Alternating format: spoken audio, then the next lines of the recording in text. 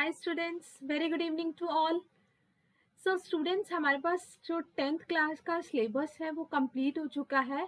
I hope सबने वो videos बहुत अच्छे से देख ली होंगी, उसको समझ लिया होगा। उसमें थॉरोली डिस्कशन है हमारे पास हर एक टॉपिक की, इंक्लूडिंग न्यूमेरिकल्स, राइट। सो आज से हम प्रीवियस ईयर क्वेश्चंस हर चैप्टर के डिस्कस कर रहे हैं। So I will follow that strategy that first we will means, अगर जैसे लाइट चैप्टर है तो लाइट चैप्टर के हम सबसे पहले 1 मार्क के क्वेश्चंस डिस्कस करेंगे। देखो, मैं वो क्वेश्चन डिस्कस कर रही हूँ आज जो अलग है, मीन्स अब ये 8-9 क्वेश्चंस हैं। अगर ये अच्छे से समझ लोगे तो इससे रिलेटेड 1 मार्क के हर क्वेश्चंस को अटेम्प्ट कर सकते हो। सो मैंने क्वेश्चंस की कलेक्शन ऐसी ली है कि जिसमें रे डायग्राम भी कवर हो रहा है, कॉन्सेप्चुअल क्वेश्चंस भी कवर हो रहे हैं और न्यूमेरिकल क्वेश्चन भी कवर हो रहा है 1 मार्क के लिए। ठीक, फिर उसके बाद हम 2 मार्क्स के क्वेश्चन डिस्कस करेंगे, 3, 4 एंड 5। तो पैटर्न वाइज चल रहे हैं। सो 1 मार्क के क्वेश्चन इसी टाइप से बनते हैं और ये प्रीवियस ईयर क्वेश्चन है। मैंने क्वेश्चन के आगे उसका ईयर लिखा है कि ये किस ईयर में पूछे गए हैं।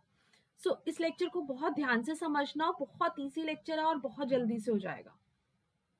So the very first question is, draw the given diagram in your answer book and complete it for a path of ray of light beyond lens. So student, अब फर्स्ट क्वेश्चन में देखो कि हमें diagram complete करना है। अब रे diagram के बहुत सारे क्वेश्चन ऐसे आते हैं जिसमें डायग्राम कंप्लीट करना होता है। तो हमने डिस्कस किया था। अच्छा, जिसने ये लेक्चर लाइट चैप्टर की रिकॉर्डिंग्स नहीं देखी हैं, वीडियो लेक्चर्स नहीं देखे हैं, तो उसको जरूर देख लेना, रे डायग्राम्स का लेक्चर। सो अब ऑब्जेक्ट जो है वो पैरेलल टू प्रिंसिपल एक्सिस है, means object is at infinity. So हमें बात पता है, if the object is at infinity the rays will meet at focus, और ये कॉन्वेक्स लेंस है। सो हम कौन सा फोकस यूज करने जा रहे हैं? राइट साइड वाला। सो हमारे पास जो रे है वो फोकस से पास हो जाएगी, दैट्स इट। करेक्ट। नेक्स्ट है, why does a ray of light bend when it travels from one medium to another. अब ये रिफ्रैक्शन का क्वेश्चन है कि मीडियम चेंज हो रहा है। तो बात ध्यान से सुनो कि जब भी हमारे पास रे ऑफ लाइट एक मीडियम से दूसरे मीडियम में जाती है, सो रे ऑफ लाइट हो जाती है बेंड। सो अगर ray of light student rare से डेंसर जाती है, so it will bend towards the normal, and अगर वो डेंसर से रेयर जाती है, so it will bend away from the normal. अब पूछ रहा है कि रे ऑफ लाइट कैसे बेंड होगी जब वो एक मीडियम से दूसरे मीडियम में जा रही है। वाई? ऐसा क्यों हो रहा है? ऐसा इसीलिए हो रहा है, एक तो हमारे पास मीडियम चेंज हो रहा है, राइट। मीडियम चेंज होने की वजह से हम ये कह सकते हैं कि हमारी स्पीड ऑफ लाइट चेंज हो रही है। सो हम आंसर क्या लिखेंगे? 1 मार्क का क्वेश्चन है, 2009 में पूछा गया है। Because speed of light changes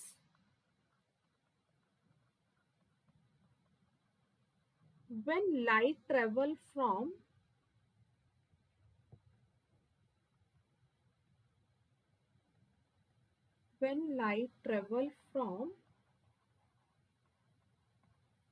one medium to another. That's your answer. Clear? So अब यहाँ पे 1 मार्क में रिफ्रैक्शन के कॉन्सेप्चुअल में ऐसा क्वेश्चन पूछा जाता है कि when a ray of light travel from rarer to denser where it will bend, when a ray of light travel from denser to rarer where it will bend, right. और speed पे कैसे फर्क पड़ता है, इस टाइप से question पूछे गए हैं। और ये पूरे डिस्क्रिप्शन, पूरा कंप्लीट लेक्चर मैंने इसका रिकॉर्ड किया हुआ है। नेक्स्ट है question number 3, and that was asked in 2010. Explain why a ray of light passing through center of curvature get reflected along the same path. So हमें स्टूडेंट्स ये बात पता है कि अगर मैं ये देखो, ये मैं ड्रॉ करके बताती हूँ कि ऐसा क्यों हो रहा है। ये मेरे पास कॉन्केव मिरर है, दिस इज पोल, फोकस और सेंटर ऑफ कर्वेचर। अब अगर कोई रे of light centre of curvature से पास हो रही है, मींस इस तरीके से। सो अगर कोई रे of light centre of curvature से पास हुई तो ये हो गई इंसिडेंट रे।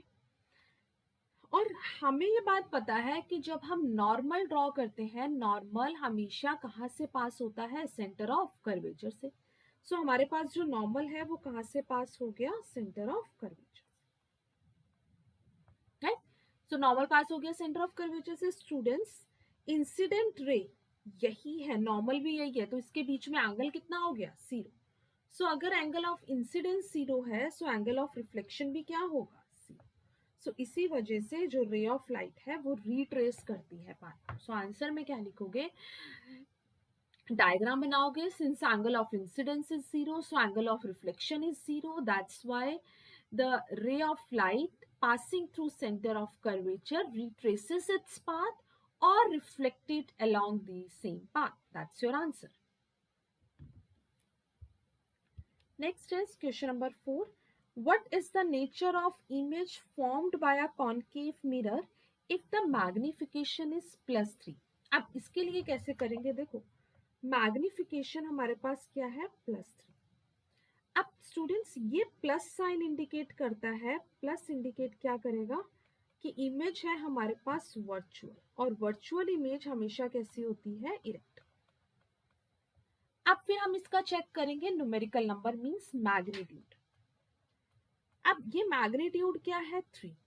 अब ये जो 3 है ये हमारे पास क्या है, 1 से ग्रेटर। अगर हमारे पास मैग्निफिकेशन 1 से ग्रेटर होती है, सो हमारे पास इमेज कैसी बनती है, एनलार्ज्ड। अगर 1 से छोटी है, सो इमेज कैसी बनेगी, डिमिनिश्ड। अगर 1 के इक्वल है तो इमेज कैसी बनेगी, सेम साइज। तो ये एक टाइप है, इससे रिलेटेड कुछ भी पूछ सकते हैं। लेट्स सपोज क्वेश्चन में पूछ लिया magnification equals to -0.5। So minus का मतलब रियल एंड इन्वर्टेड, और अब क्या है, 0.5। 0.5 1 से छोटा नंबर है, सो हमारे पास क्या हो जाएगा, डिमिनिश्ड। ये हमारे पास आंसर। नेक्स्ट क्वेश्चन है, draw ray diagram in your answer book and show the formation of image of the object with the help of suitable rays. So अब हमें अगेन इस रे डायग्राम को कंप्लीट करना है। जब हम रे डायग्राम को देखो, रे डायग्राम को कंप्लीट करने का क्वेश्चन कहीं से भी आ सकता है, concave, convex mirror, concave lens, convex lens, ठीक। सब्जेक्टिव में क्वेश्चन वाई पे बहुत क्वेश्चन बनते हैं 1 मार्क में कि ऐसा क्यों हो रहा है, तो जितने भी टॉपिक्स हैं उनको जरूर अच्छे से समझना। अगर सिर्फ क्रैम करके चले जाओगे तो स्टूडेंट्स वाई का आंसर कभी नहीं दे पाओगे, ठीक। सो अब यहाँ पे क्या है, ए बी, ये हमारे पास क्या है, पोल। अब ऑब्जेक्ट रखा हुआ है बिटवीन पोल एंड फोकस, तो इसको रे डायग्राम को कंप्लीट करोगे। सबसे पहले रे किसके पैरेलल है, प्रिंसिपल एक्सिस के। So the ray which is parallel to principal axis passes through focus. अब दूसरी रे को पास कर दिया, लेट्स सपोज मैंने सेंटर ऑफ कर्वेचर से, तो मैंने ये दूसरी रे को मान लो पास कर दिया सेंटर ऑफ कर्वेचर। तो सेंटर ऑफ कर्वेचर से पास करोगे तो वो रिफ्लेक्ट करती है along the same path और रिट्रेस करती है। सो यहाँ पे स्टूडेंट्स बहुत मिस्टेक ये कर देते हैं कि सेंटर ऑफ कर्वेचर पे 2 एरोज नहीं मार्क करते हैं, तो आंसर गलत हो जाता है। तो जब भी स्टूडेंट सेंटर ऑफ कर्वेचर की बात आएगी तो एक इंसिडेंट का एरो मार्क करोगे और एक रिफ्लेक्टेड का, लाइक दिस, ठीक। फिर इसको एक्सटेंड करोगे तो यहाँ पे मेरे पास क्या बन जाएगी, इमेज। फिर इस इमेज का नेचर जरूर लिख के आना, चाहे पूछा गया हो नहीं पूछा गया हो, बट नेचर कंपल्सरी है लिखना। तो इमेज हमारे पास क्या बनी, virtual, erect and behind the mirror. That's it. Next is study the following ray diagram.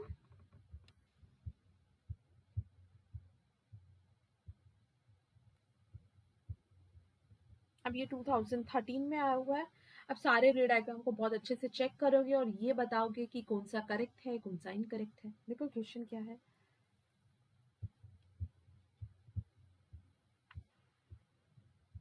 Just a minute.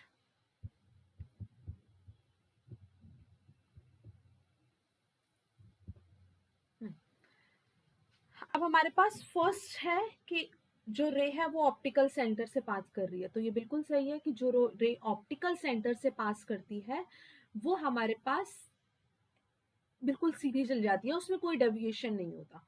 सो बिल्कुल सीधी चलेगी, first is correct.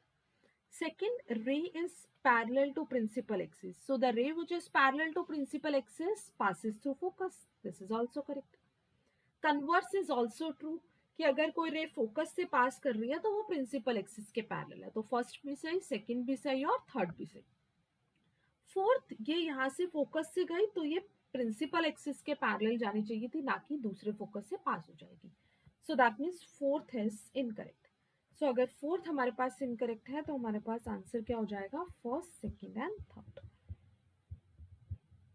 Option number C.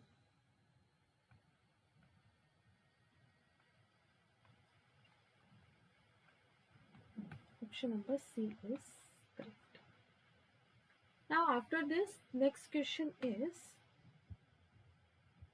the laws of reflection hold true for। laws of reflection क्या था, incident ray is equals to reflected ray, incident angle of incidence is equals to angle of reflection, incident ray, normal and reflected ray all lie on the same plane। so laws of reflection क्या सिर्फ plane mirror में true होता है, या concave mirror में, या convex mirror में, या सब रिफ्लेक्टिंग सरफेस में। सो आंसर कॉन्केव मिरर, जो हमारा लॉस ऑफ रिफ्लेक्शन है वो सब मिरर में ऑब्वे होता है, whether it is plane, whether it is spherical mirror. So answer is all reflecting surfaces.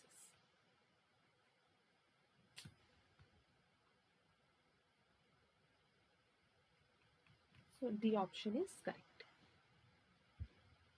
Next is, if a lens can converge the sun rays at a point 20 centimeter from its optical center, the power of the lens is।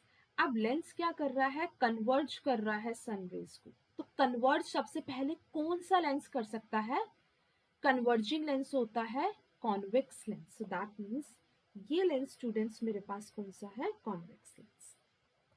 अब ये बात पता है कि raise सन से आ रही है, सो इसका मतलब वो फोकस पे मीट करेंगी, इसका मतलब ये फोकल लेंथ हमें कितनी दे रखी है, 20 सेंटीमीटर। क्योंकि ये कॉन्वेक्स लेंस है तो फोकल लेंथ कैसी होगी, पॉजिटिव। अब पावर कैलकुलेट करनी है, पावर निकालने का फॉर्मूला होता है 100/f, क्योंकि f किस में है, centimetre. So 100/20, so that is equals to 5 dioptre. So answer मेरे पास कितना हो जाएगा, 5 डायोप्टर। तो ये हमारे पास क्या आ गई स्टूडेंट्स, पावर। तो ये स्टूडेंट्स हमारे पास 1 मार्क के सिमिलर टाइप के क्वेश्चन मैंने 2021 तक डिस्कस कर लिए।